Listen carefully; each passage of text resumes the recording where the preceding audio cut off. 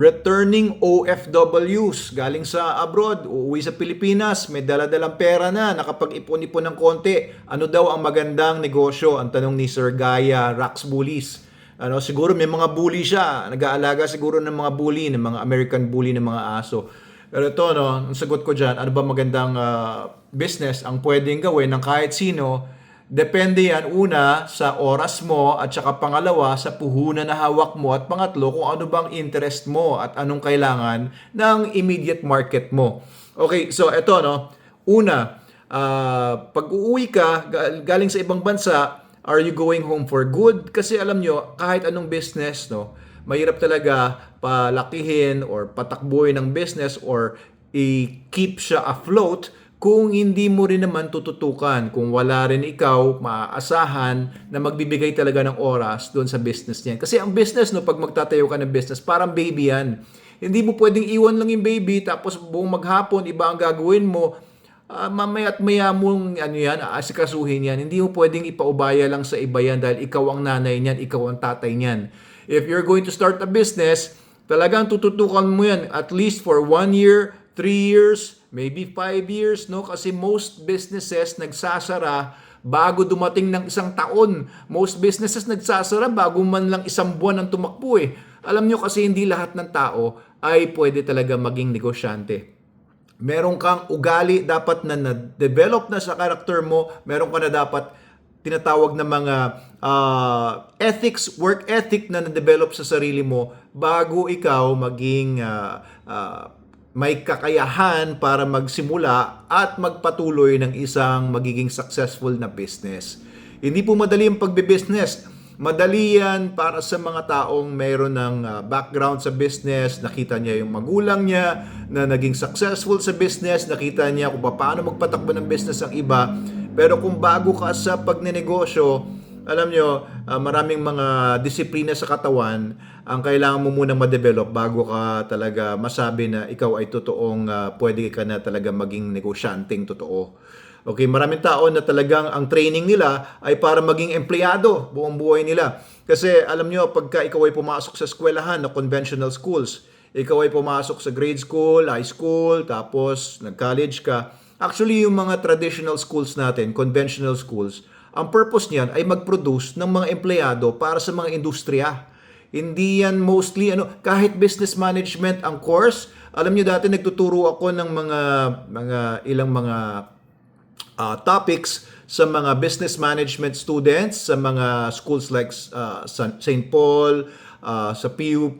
Meron ako mga tinuruan dyan ng mga ilang business management batches na lumalabas, no, sa pagtatanong ko sa kanila, hindi naman sila lahat nag-iisip magnegosyo. Kundi nag-iisip sila eventually kapag sila ay mag-graduate, magiging manager sila ng negosyo ng iba. So yung pagkakaroon ng entrepreneurship mindset, yan ang problema sa Pilipinas. Kaya mahirap tayong bansa kasi lahat halos tayo, siguro baka 80-90% or more ay nag-iisip kung paano maging empleyado. No, pagkatapos mo mag-graduate, maghahanap ka na ngayon ng trabaho. Hindi kagaya sa ibang bansa or sa mga Chinese, their mindset is kung anong magandang i-business nila. Since maliliit pa lang sila, nag-iisip na sila ng tungkol sa business. Mga Pilipinos po, sadly, hindi po gano'n, no? Pero you can start it sa sarili mong pamilya. Tama naman yung naisip ng ating follower, ating nag-comment, na mag-business na po kayo. Okay din naman pa OFW, pero kapag may puhunan ka na, ay baka pwede ka nang mag-isip ng business, pero hindi lang puhunan ang kailangan ninyo pag magbe-business kayo. Unang-una, yung mindset ng pagiging totoong negosyante. And yung pagiging totoong negosyante, unang-una, hindi ka pwede talagang mabilis mag-give up.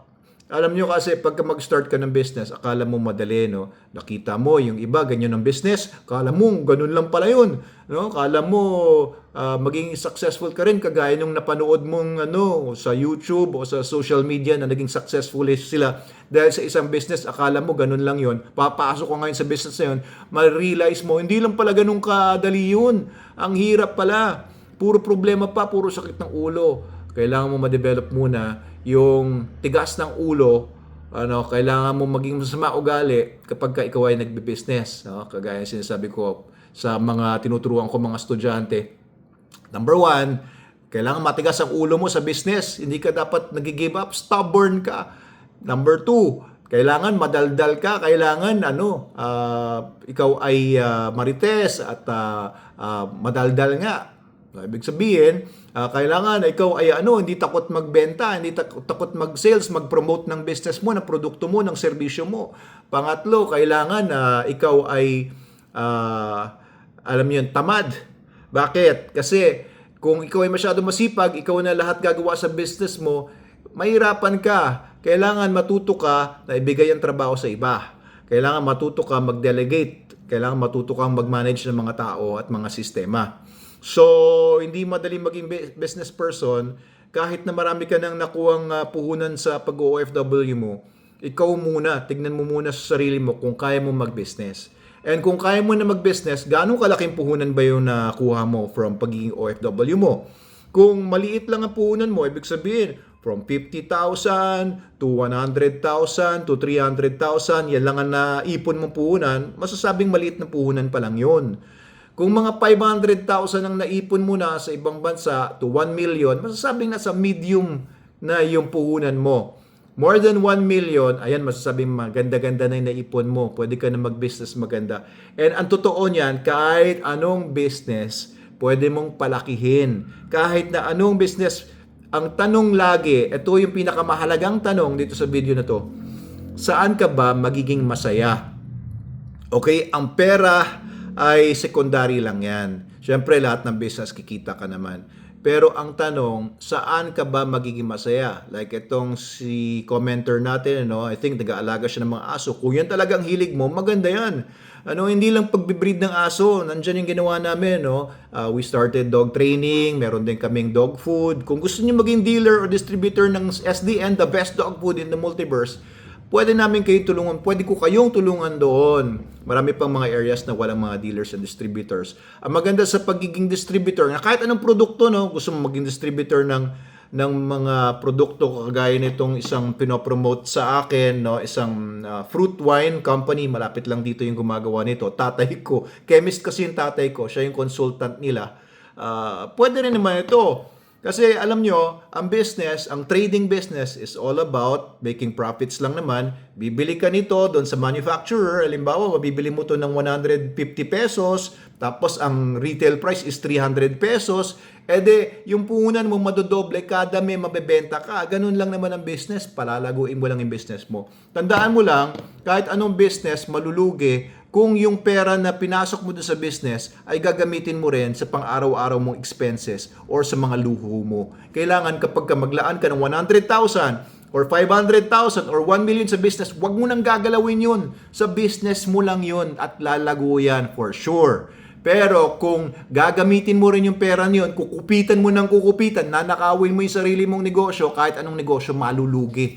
Alam nyo, naglagay ako ng post kagabi lang. Ang tanong ko is, nakapag-business na ba kayo at nalugi? Anong dahilan? And number one na dahilan is nagagamit kasi yung puhunan, nawawala yung puhunan. Paano? Yung pinuhunan ng negosyante doon sa negosyo niya ay yun din yung pinanggagamit niya sa pang-araw-araw niya. Hindi pwedeng ganun. Ihiwalay mo yun. May sariling bank account na yung business mo. Yung bank account na yun, doon mo pinapasok araw-araw yung benta. At doon mo rin kukunin yung pambili mo ng puhunan o pambili mo ng mga stocks mo, yung mga inventory mo. Hindi mo dapat kukunin na yon dahil para sa kinabukasan mo yun. Kahit emergency, wag mong gagalawin yung pera ng business mo kahit emergency. Gumawa ka ng ibang paraan kasi ninanakawan mo yung business mo at ninanakawan mo yung kinabukasan mo at kinabukasan ng pamilya mo. Tandaan mo, yung pagnenegosyo ay para sa kinabukasan mo yan at sa pamilya mo. Ngayon, ang problema, may dumating mang problema ngayon, gawin mo na ibang paraan, wag mong kukunin sa business mo. Bakit? Ang problema kasi laging may dumarating. Sigurado, every year may bago kang problema at mga problema pa nga. Kaya kung gagamitin mo ngayon yung puhunan ng business mo, para sa problema mo ngayon, paano yung mga problema mo kinabukasan at sa mga susunod na mga taon, di wala ka na kasi ginamit mo na yung pera mo sa business. Okay, so make sure na yung pera na pupunan nyo po galing sa inyong pinaghirapan sa abroad, wag nyo nang gagalawin yun. Kukuha na lang kayo later on. Pag tumutubo na yung business, kukuha lang kayo ng pang sweldo mo para sa sarili mo, para hindi ka na magtrabaho para sa iba. Okay, that's just a small amount. Dapat porsyento lang yan. Halimbawa nga, nabenta mo ito for 300 pesos at ang puhunan mo lang is 150, kukuha ka lang ng, halimbawa, 10% lang dun sa profit, yung kukunin mo lang dun sa pera is 15 pesos, yun siguro ang pwede mong sabihin na lang, yun na yung pangbayad mo sa sarili mo at pwede mong gamitin sa pang-araw-araw mo. Okay, wag kang kukuha sa business mo ng kahit pang birthday, pang Pasko, pang kung ano man. Okay, so first, you have to know gaano kalaki ba yung puhunan mo kasi pag pinasok mo yan sa business mo, hindi mo na dapat gagalawin yan. Wag mong gagalawin yan. For future mo na yan. So, ang business po kasi, madaling sabihin na may business ka, tapos, kasi dun sa nabasa ko kasi dun sa mga comments, may sari-sari store sila, pero dun din nila kinukuha sa sari-sari store nila yung mga pangluto nila sa pang-araw-araw nilang ulam. Hindi po ganun. Huwag niyong gagalawin yung mga inventory ninyo sa business ninyo para sa sarili niyong panggamit o kaya may nanghingin pamangkin mo, nagugutom. O sige, kuha ka lang dyan sa tindahan. Hindi ganun. Babayaran mo rin yung kukunin niya sa tindahan dahil sa business mo yun. Kailangan marunong kang humawak ng pera at yung negosyo mo talaga ay hindi mo ninanakawan. Okay, so kung ano man, kung masaya ka sa mga dog food, dog products nga, meron tayong mga dog soaps. Ito, mga products natin kasi, pwede kang kumita ng mga 30%, 20%, o 10%. Kasi ang maganda naman sa business ng mga ganito ay consumer products ito. Pag magbenta ka kasi sir ng bully na puppy mo, once lang naman bibili sa iyo yung pamilya. Halimbawa, isang pamilya bumili ng tuta sa'yo, once lang naman yun. Pero, pag namatay siguro yung tuta na yun, tumanda na, tapos namatay, tsaka lang sila maaaring maging customer mo kung nasa dog breeding ka lang. Pero kung pati ang pagbenta ng mga dog soap, pagbenta ng SDN, ay pinasok mo na rin, pagre-refer sa amin ng mga dog training clients, meron kang commission kasi doon, mas maasahan mo na meron kang recurring profits, meron kang recurring business doon sa mga tao. Kasi dog food, laging bibili ng dog food ngayon yung kliyente na yun, na nabentahan mo ng tuta, di ba? Pero yung napagbentahan mo ng tuta lang, hindi naman lagi bibili, araw-araw bibili siya ng tuta, din napuno na yung bahay nila ng mga tuta. Di ba? Pero dog food, dog soap, mga accessories, iba pang mga supplies, bibili sa inyo yan. Meron kang recurring business. Ang turing mo sa isang customer ay hindi lang yung sale ngayon, kundi yung tinatawag na lifetime customer value. Ibig sabihin, yung isang tao na yon, habang panahon, ganong karaming produkto ang mabibili niya sa iyo. So, yun yung tinatawag na lifetime customer value. Magkano ba ang value ng isang customer para sa business mo? So, anyway, marami pa tayong pwede pag-usapan tungkol sa pagnenegosyo, And if you have any other questions, ilagay niyo po sa baba. Follow niyo po ako, please. And i-share niyo po ito para matuto din yung iba. Pero kung ikaw ay OFW, pinakamagandang goal nga po yan. Alam niyo yung tatay ko, OFW. Hanggang sa nag-retire na siya, ng mga 70 years old na siya, tsaka lang siya nag-retire, mga 2 years ago, umuwi siya ng Pilipinas. Ngayon, umaasa siya dun sa binibigay namin mga anak niya or meron siyang pension sa SSS, maliit lang, wala pang 10,000. Kawawa naman ng mga OFW na hindi nakapag-business. Alam niyo, naalala ko nung ako ay 18 years old, doon ako nakatira sa Dubai, dinala niya kasi kaming lahat sa Dubai noon. Nung 18 years old ako, may nabasa ako isang book na napanalunan ko. May napanalunan akong pera mula sa school namin bilang parang top student sa klase namin.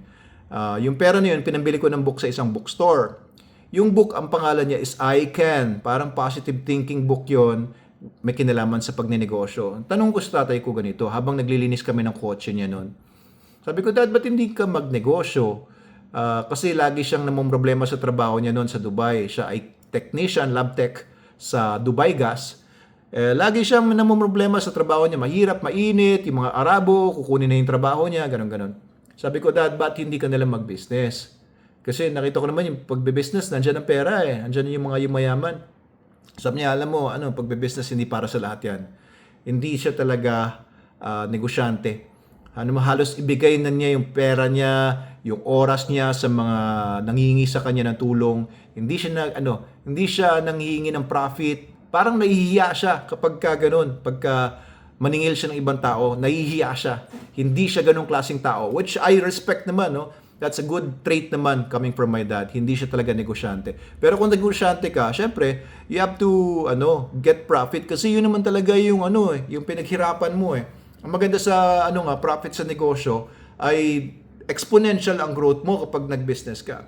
Just choose a proper business in terms of what will make you happy. Kasi happiness, sabi nga na iba, happiness should be the goal, hindi pera. Saan ka masaya, doon ka. Kahit maliit lang ang tubo dyan. Pero kung masaya ka naman sa trabaho mo, sa business na ginawa mo, dahil yun talagang hiling mo. Halimbawa, mahilig ka magmotorsiklo. O, di magtayo ka ng motorcycle repair shop dyan. O kaya, motorcycle dealership. Doon ka. Kasi masaya ka sa pagmumotor eh. Kung masaya ka naman sa paghahalaman, di mag-alaga ka ng mga halaman, i-breed mo yung mga halaman, propagate ka, tapos benta mo. Kung saan masaya yung puso mo, yun ang gawin mo kasi sayang ang buhay mo kung pera lang ang pinagbabasihan. 'Di ba? Ngayon, ang businesses ko po, dogs, because I love dogs. Meron akong resort, meron akong cafe doon kasi mahilig ako sa coffee. Mahilig din ako alam mo yun, relax sa masasayang mga lugar. Kaya pinasok ko po yung pagre-resort. And ayan, yun po yung mga pinasok kong mga business. And kahit na, alam niyo yun, may mga panahon na baba talaga, bumabagsak. Tatayo ka rin naman eventually. Minsan mahaba lang yung panahon na nakabagsak ka. Pero kung masaya ka naman sa ginagawa mo dahil yun talaga ang hilig mo, hindi ka magsisisi.